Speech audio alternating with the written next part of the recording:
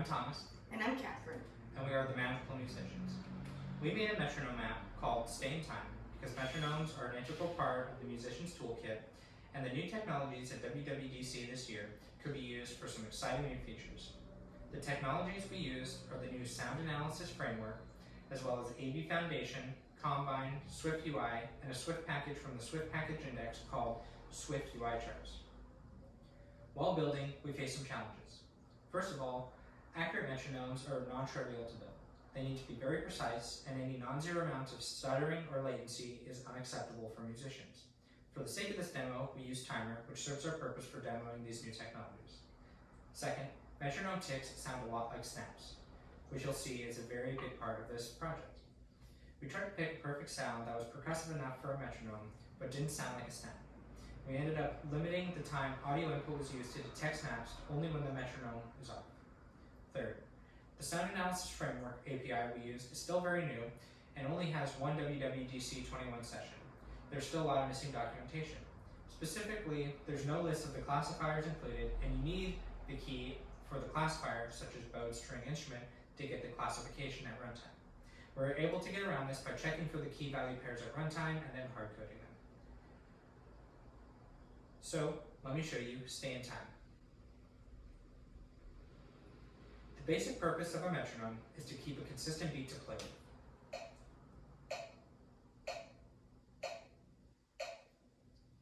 It has a changeable time signature made up of the beats per bar and the note value, which I've just changed from a quarter note to a half note. It also has the beats per minute, which changes the amount of time in between the clicks.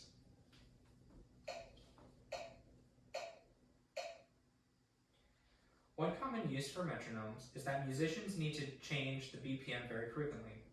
And snaps, or snapping, is a very common way of counting yourself in, which means that you count the beats before you play with snaps to get the tempo in your head. So what we've done is added the ability to auto-start the metronome at your tempo by detecting your snaps.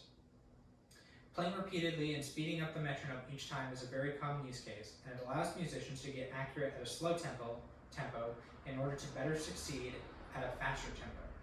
Catherine will now demonstrate this by playing the introduction to the first movement of the Sibelius Violin Concerto at a slow tempo, then a faster tempo, and then finally at the full written tempo indicated on the piece, counting herself in with snaps.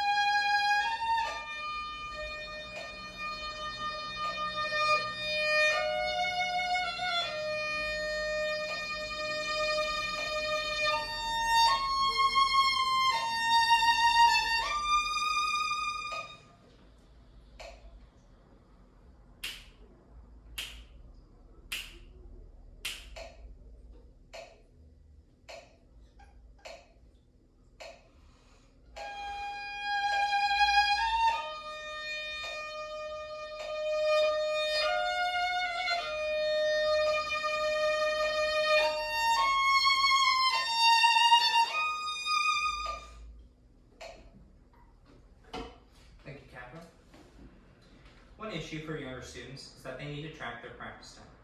So while the app is open, it detects instruments being played and records the practice time with a precision of 5 seconds. After playing, you can look at your practice time on the practice time page. Future work would integrate the new Screen Time API to give students more screen time in their favorite apps in exchange for more accurately measured practice time. Thanks for watching.